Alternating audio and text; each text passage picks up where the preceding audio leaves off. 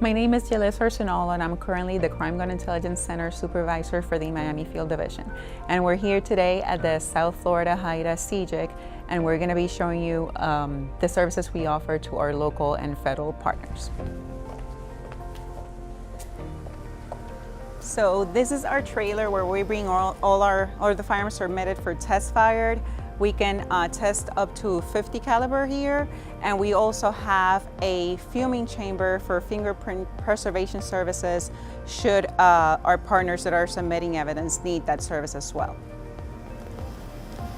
So once we are in here conducting test fires, there's got to be at least 2 people for safety purposes, but we do have personal protective equipment for everybody that's going to be inside the trailer when test fires are being conducted. So this is our snail trap where we point the firearm that has been test fired, press the trigger. We take at least 2 test fires for every gun that's submitted, and we take the best of those 2 casings through the triage process to be entered into the NIBIN Network.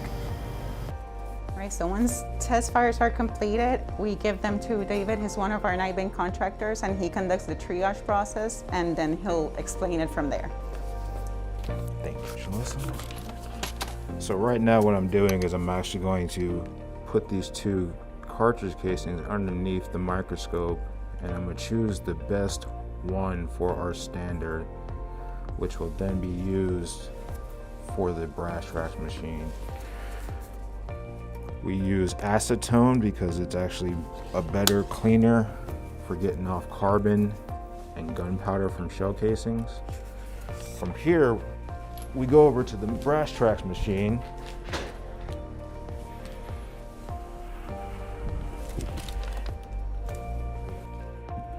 We take the holder, the cartridge case holder, and those markings that we indexed, we take the ejector mark and we put it at the 3 o'clock position.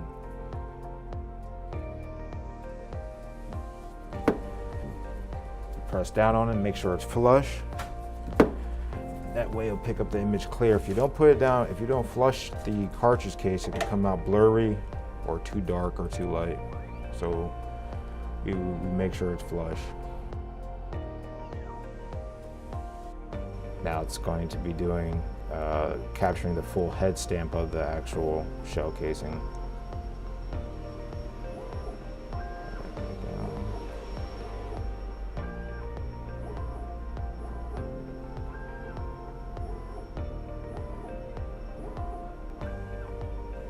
All the images came out clear.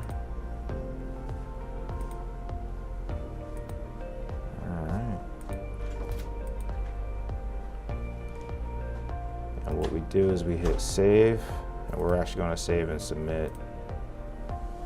So we'll save and submit this case, and that's it. Our very first lead, once we started, I think it was received maybe within the first week and a half of starting up the machine. It was a test fire of a firearm that was recovered in Aventura. It was a Glock that had a auto-sear attached to it, and it had a drawn magazine as well. So they brought the firearm here, we test fire it, casings were entered into the NIBIN network, and it came back with a lead to a Miami Gardens PD case, which was an attempted homicide. So Miami Gardens Police Department, they were very excited when they received the lead notification.